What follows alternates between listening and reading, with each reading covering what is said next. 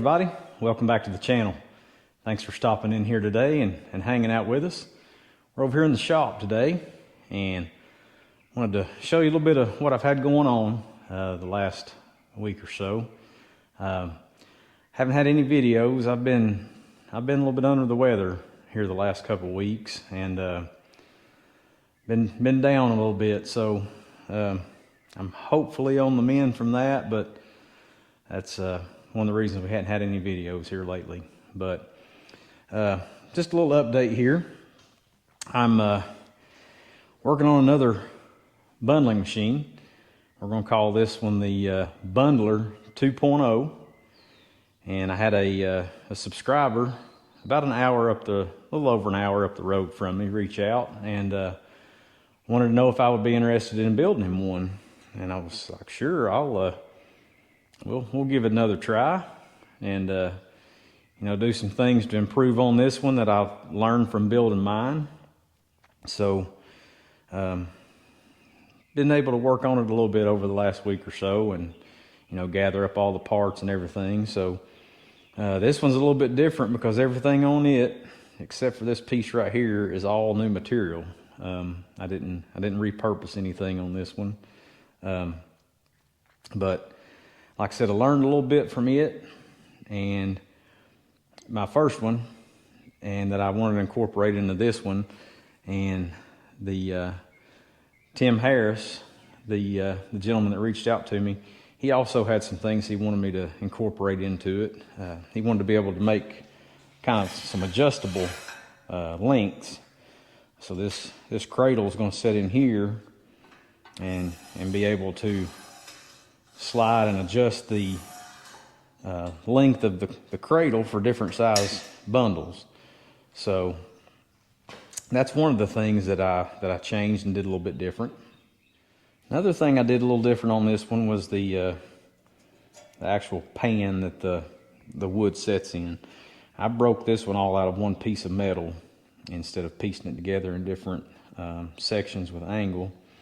And the crazy thing is that everything was great until I welded the collar on the back side, and of course it warped it up again just like mine. So what I did, I came in and put some angle pieces back here on the back to more or less stiffen that up and get it good and true and flat. So far so good. I think that's one improvement that I definitely like that I did. That I see some great benefit in. Other than that, most of it is pretty much the same as far as the mechanism for my first one. The only thing he requested was I put a little bit bigger gear on the crank side and almost be more of like a 1-to-1 ratio. So one crank with the handle is basically almost one revolution on the bundling machine itself. And then I used some spacers here this time instead of welding that collar between the two, and it definitely looks a lot better than the other, and it keeps it good and stiff right there too. So pretty pleased with those spacers, and all that's worked out really great. Another thing I learned from the first one that I highly recommend if you do something like this yourself: buy cold rolled round stock.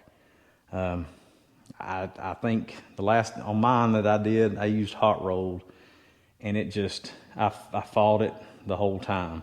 Because the bearings they're so precise that any little bit of just difference in this material, it makes it a pain to get these bearings on because they're so tight on those collars.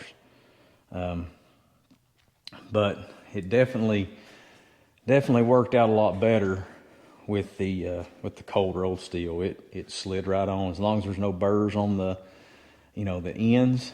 It goes right on. So that's definitely something I would suggest. Other than that, I think it's pretty much a lot of the same as my first one.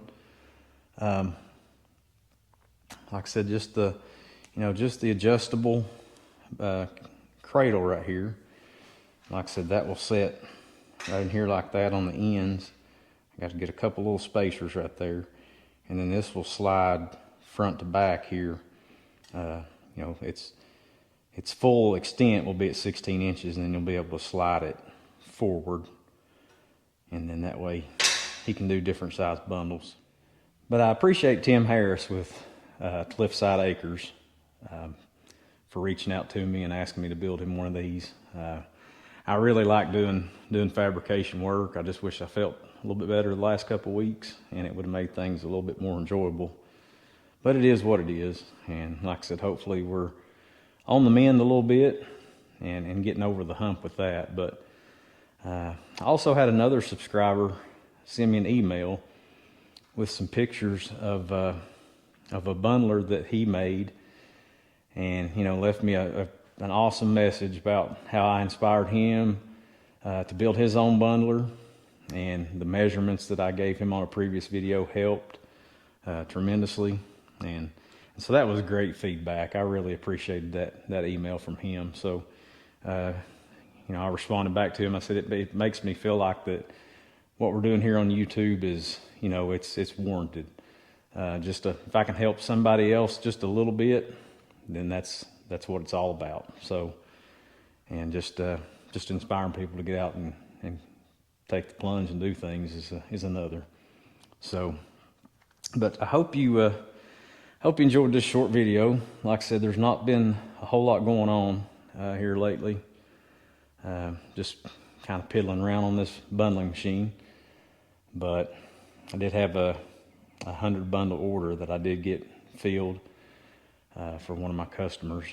So got that taken care of. But it's getting ready to be really busy here around the farm. We've got some, we're gonna have a lot of hay this first cutting. We've had so much rain, and just, you know, rain, sun, that, and we got fertilizer on it at the right time. So we're gonna have a lot of hay here coming up in the next couple weeks. So that's gonna take up a lot of time. And then I've also got a couple projects in the wood yard I'm gonna be working on this summer. So stay tuned to those. And of course, wrapping up the sawmill. That's another thing on my list. But we'll get there, just a little bit at a time.